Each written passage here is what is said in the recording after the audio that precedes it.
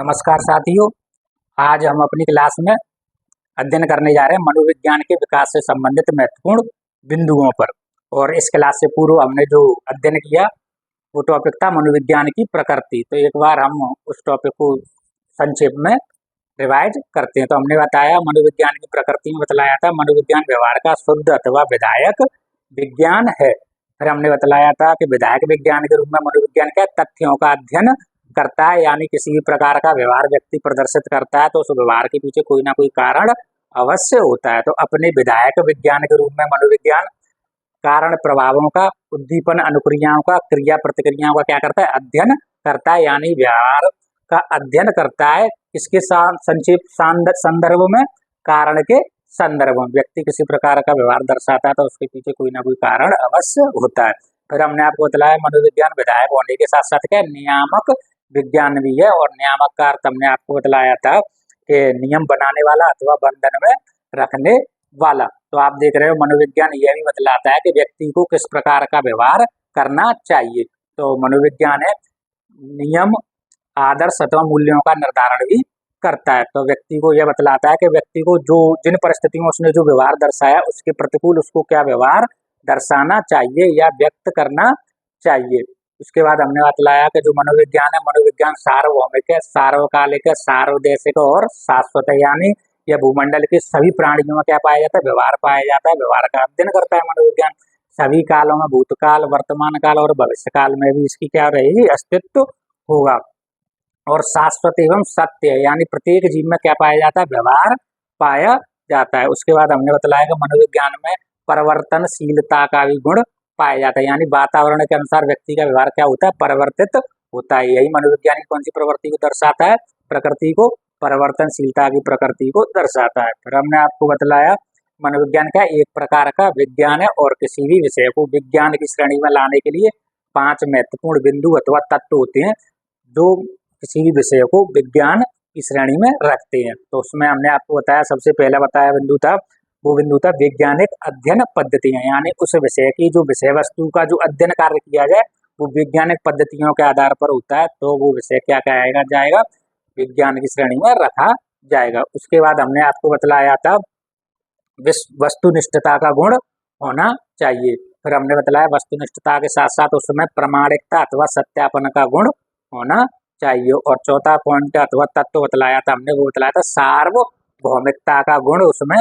होना चाहिए। और अंतिम बिंदु बतलाया था हमने, वो था आपका भविष्यवाणी की योग्यता, यानी मनोविज्ञान विषय को विज्ञान की श्रेणी में लाने के लिए उसमें भविष्य की के लिए भविष्यवाणी करने की या पूर्व कथन कहने की क्या होनी चाहिए, योग्यता होनी चाहिए। तो आपको हमने बताया कि मनोविज्ञान में व्यक्ति के व्यवहार का अध्ययन करते हैं और बदले हुए वातावरण व्यक्ति किस किस प्रकार का व्यवहार प्रदर्शित करता है उसके आधार पर उसके भविष्य के लिए पूर्व कथन कहा जा सकता है कि उक्त वातावरण मिलने पर व्यक्ति इस प्रकार का व्यवहार प्रदर्शित करेगा। यह समस्त बिंदुओं पर हमने विस्तार पूर्वक अपनी पिछली क्लास में क्या किया, चर्चा या अध्ययन किया। अब आज मनोविज्ञान के विकास से संबंधित जो महत्वपूर्ण बिंदु हैं उनका हम विस्तार से अध्ययन करेंगे। सबसे पहली चीज हिप्पोक्रेट्स, ईसा पूर्व यानी 400 ईसा पूर्व, जो आपका ईस्वी सन संवत चल रहा है इससे 400 ईसा पूर्व की बात है। हिप्पोक्रेट्स, और ये कहाँ के थे, यूनान के थे। कहाँ के, यूनान के थे। और हमने आपको पिछली क्लास में बतलाया था हिप्पोक्रेट्स को किसका, चिकित्सा शास्त्र का जनक कहा जाता है। तो आपको फिर से बताते हैं एक बार एक चीज और, हिप्पोक्रेट्स ने शरीर द्रव्य के आधार पर व्यक्तित्व के 4 प्रकार बताए, यानी जो आगे आपका टॉपिक आएगा व्यक्तित्व, उस टॉपिक में आप व्यक्तित्व के वर्गीकरण पढ़ोगे तो वहाँ सबसे पहले व्यक्तित्व का जो वर्गीकरण के बारे में बतलाया उसने बताया हिप्पोक्रेट्स ने बतलाया। और हिप्पोक्रेट्स ने शरीर द्रव्य के आधार पर व्यक्तित्व के 4 प्रकार बतलाए, मंद, क्रोधी, आशावादी और उदासीन। कौन कौन से, मंद, क्रोधी, आशावादी और उदासीन। अब इनके क्या क्या लक्षण है, किस किस प्रकार की इनकी शैली अथवा शारीरिक गठन होता है, यह सब हम जब व्यक्तित्व वाला टॉपिक पढ़ेंगे वहां इसका विस्तार से अध्ययन करेंगे। तो शरीर द्रव्य के आधार पर व्यक्तित्व के 4 प्रकार किसने बतलाए, हिप्पोक्रेट्स ने, मंद, क्रोधी, आशावादी और उदासीन। अब आ जाओ अरस्तु, और अरस्तु ने 350 ईसा पूर्व। अब आप देखते हो अरस्तु का वैसे जीवन काल 384 से 322 ईसा पूर्व माना जाता है। तो हमने आपको बताया मनोविज्ञान की उत्पत्ति ईसा पूर्व चौथी शताब्दी यानी 384 से 322 ईसा पूर्व जो अरस्तु का जीवन काल है वो मनोविज्ञान की उत्पत्ति का समय माना जाता है, क्योंकि मनोविज्ञान की उत्पत्ति अरस्तु के प्रयासों से ही मानी जाती है। तो अरस्तु ने 350 ईसा पूर्व विचार सहचर्य के नियमों का क्या किया, प्रतिपादन किया, यानी व्यक्ति के अंदर विचारों का किस प्रकार से निर्माण होता है, विचारों का किस प्रकार से जुड़ाव या संयोजन होता जाता है, इससे संबंधित उन्होंने नियम दिया था, विचार सहचर्य के नियम। ठीक है जी। अब आ जाओ डेकार्टे। डेकार्टे ने सन 1650 ईस्वी में, कब, सन 1650 ईस्वी में, और आपको पता होगा डेकार्टे आत्मा का विज्ञान की अवधारणा के क्या थे, समर्थक थे। अरस्तु, प्लेटो, डेकार्टे, रुडोल्फ गोएकल और गैरट, ये सभी क्या थे, मनोविज्ञान की प्रथम अवधारणा आत्मा का विज्ञान की क्या थे, समर्थक थे। तो 1650 ईस्वी में डेकार्टे ने मन तथा शरीर के द्वैतवाद, कौन सा, द्वैतवाद सिद्धांत का क्या किया, प्रतिपादन किया कि जो प्राणी है वो मन तथा शरीर से मिलकर बना हुआ जीव होता है। तो मन और शरीर के द्वैतवाद सिद्धांत का क्या किया, प्रतिपादन किया।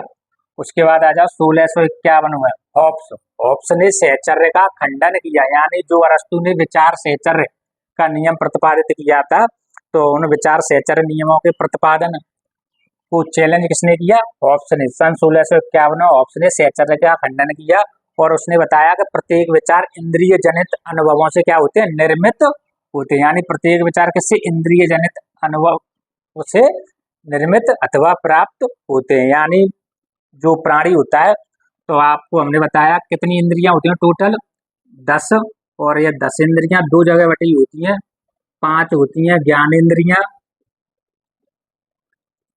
और 5 होती हैं कर्म इंद्रियां। 5 ज्ञान इंद्रियां और 5 कौन सी, कर्म इंद्रियां। अब ज्ञान इंद्रियों में आपको हम बताते हैं, आंख, 5 कौन सी ज्ञान इंद्रियां, आंख, नाक, कान, आंख, नाक, कान, जीभ और त्वचा, ये आपकी 5 क्या होती हैं, ज्ञान इंद्रियां। अब 5 कर्म इंद्रियां क्या होती हैं, हाथ, पैर,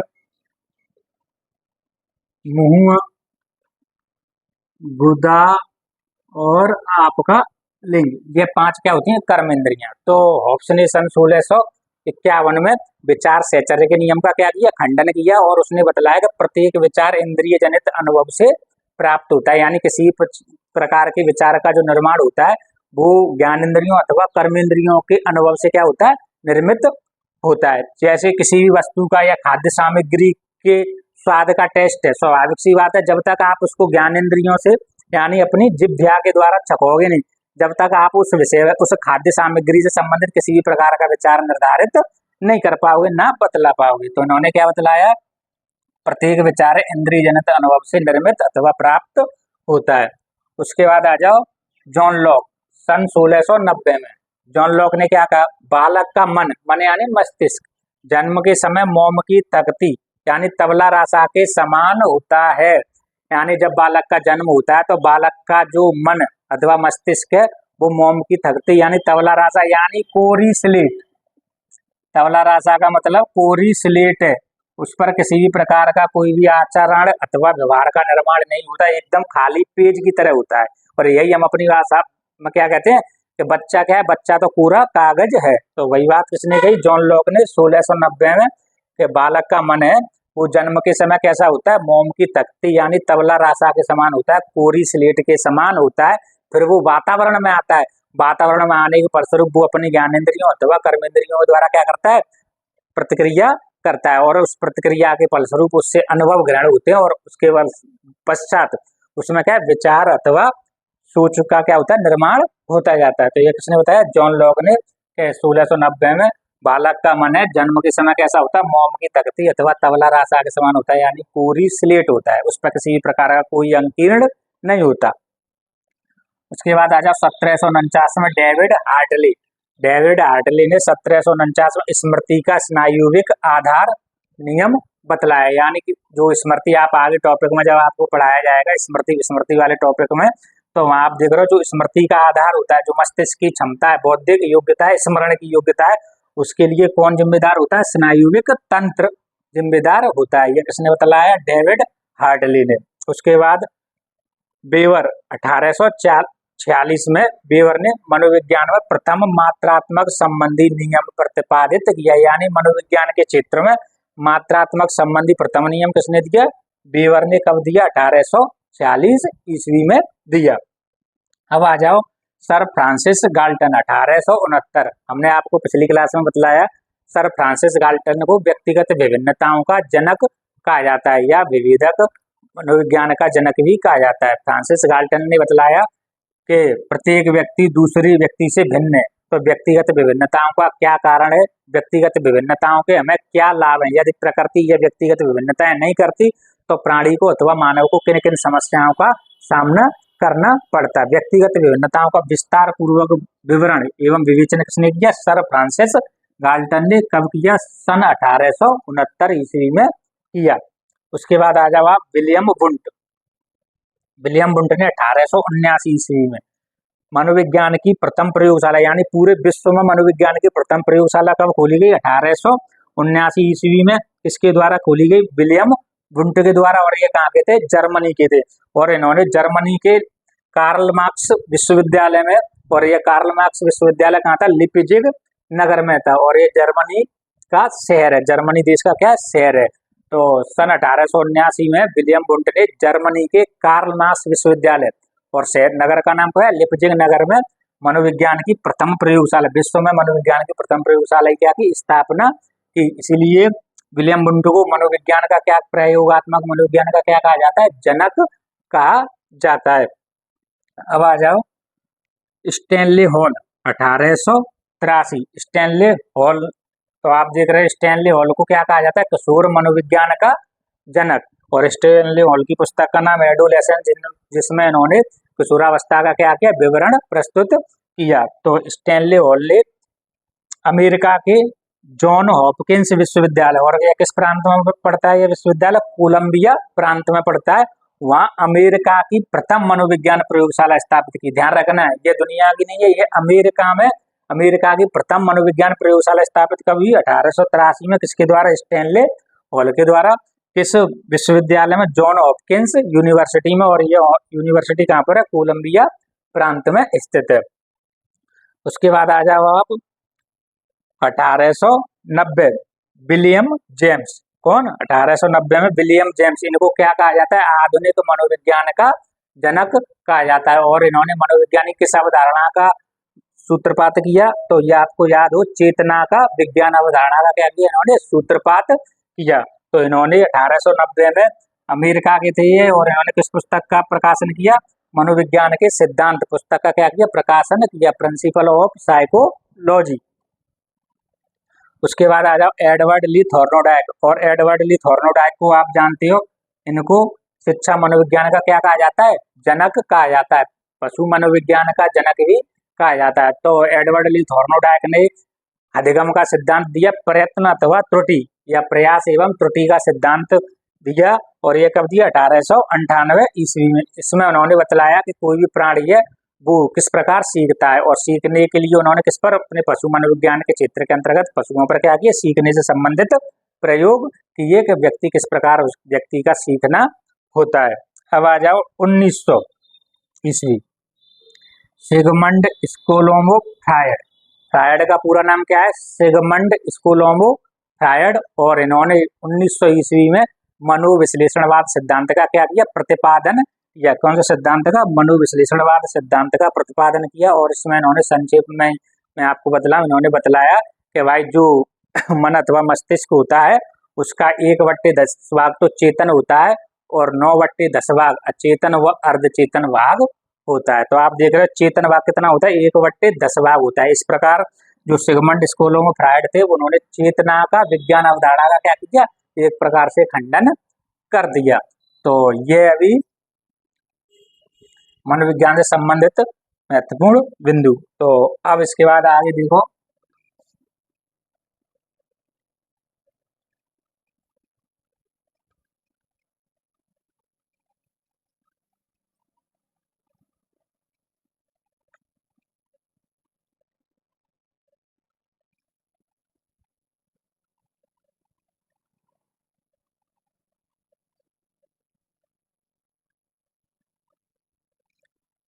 अब ये तो दुनिया में या विश्व स्तर पर मनोविज्ञान किस किस प्रकार से आगे बढ़ता गया। अब आप भारत में आओ। जो भारत में मनोविज्ञान का विकास है वो 20वीं सदी के प्रारंभ से माना जाता है। कब से माना जाता है? 20वीं सदी के प्रारंभ से। तो भारत में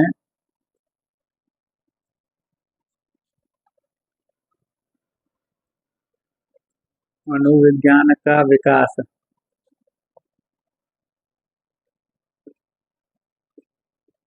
20वीं सदी के प्रारंभ से,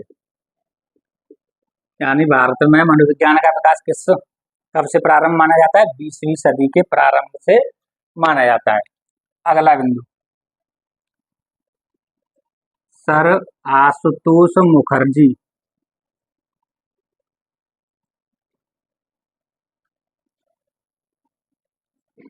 सन 1905। हाँ, सबसे पहले आप देखो, सन 1905 में सर आशुतोष मुखर्जी ने कहाँ पर?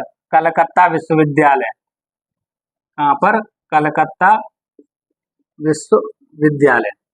यहाँ पर कलकत्ता विश्वविद्यालय में मनोविज्ञान की पीजी शिक्षा की क्या की व्यवस्था की, पीजी शिक्षा का प्रबंधन किया, यानी पोस्ट ग्रेजुएशन अब आप मनोविज्ञान विषय से कर सकते हो। तो सन 1905 में सर आशुतोष मुखर्जी ने कलकत्ता विश्वविद्यालय में मनोविज्ञान की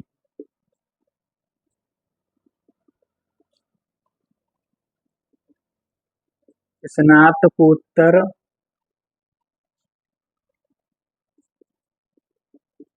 शिक्षा की व्यवस्था की।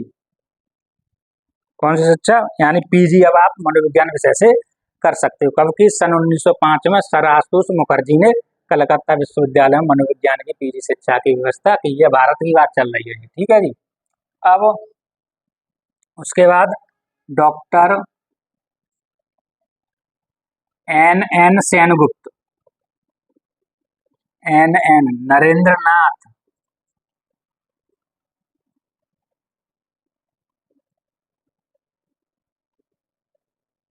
एन सेनगुप्त, और कब? सन 1916। डॉक्टर एन सेनगुप्त ने सन 1916 में कहाँ?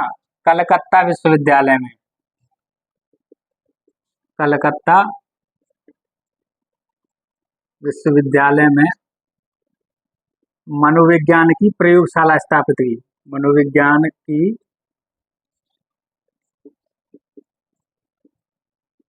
प्रयोगशाला स्थापित की। तो भारत में मनोविज्ञान की प्रथम प्रयोगशाला कब स्थापित हुई? सन 1916 में डॉक्टर एन सेनगुप्त के द्वारा स्थापित की गई। इसलिए डॉक्टर एन सेनगुप्त को क्या कहा जाता है? भारतीय मनोविज्ञान का जनक। क्या कहते हैं इनको? भारतीय मनोविज्ञान का जनक, या भारतीय शिक्षा मनोविज्ञान का जनक। भारतीय शिक्षा मनोविज्ञान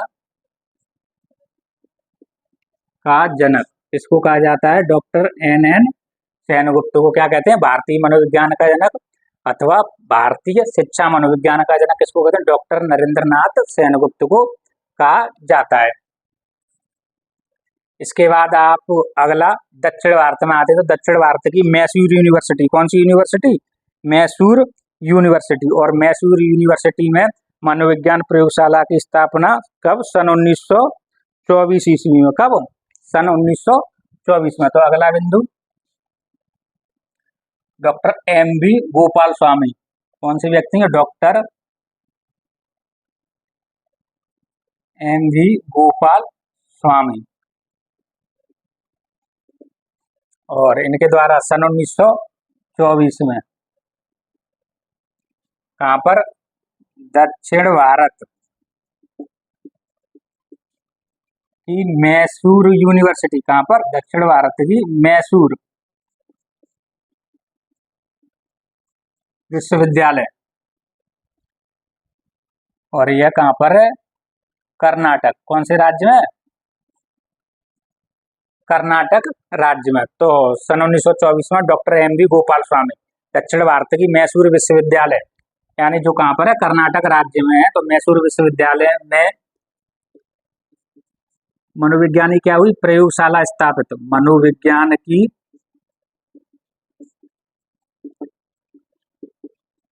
प्रयोगशाला स्थापित, कहाँ, मैसूर यूनिवर्सिटी में। और इसके संचालन का कार्य कौन देख रहा था, संचालन का कार्य, तो ये कौन थे आपके, डॉक्टर एम.वी. गोपाल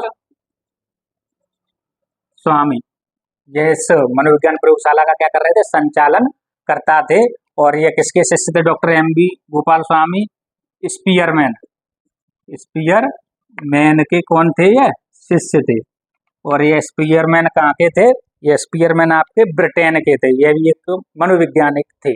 तो आप देख रहे हो सन 1924 में डॉक्टर एम.वी. गोपाल स्वामी दक्षिण भारत की मैसूर विश्वविद्यालय में क्या थे, प्रयोगशाला का संचालन करता थे। मनोविज्ञान प्रयोगशाला कौन थे, संचालन करता थे। और ये किनके शिष्य थे, स्पीयरमैन के शिष्य थे। इस प्रकार मनोविज्ञान धीरे धीरे क्या है, दुनिया से विकसित होते हुए, विकास करते हुए कहाँ तक आ पहुंचा, भारत तक आ पहुंचा। तो ये आपके मनोविज्ञान के विकास से संबंधित जो महत्वपूर्ण बिंदु है, उनका आपको अध्ययन कराया गया। और यदि आपको हमारी क्लास अच्छी लगी हो तो प्लीज लाइक करो, शेयर करो, सब्सक्राइब करो। धन्यवाद।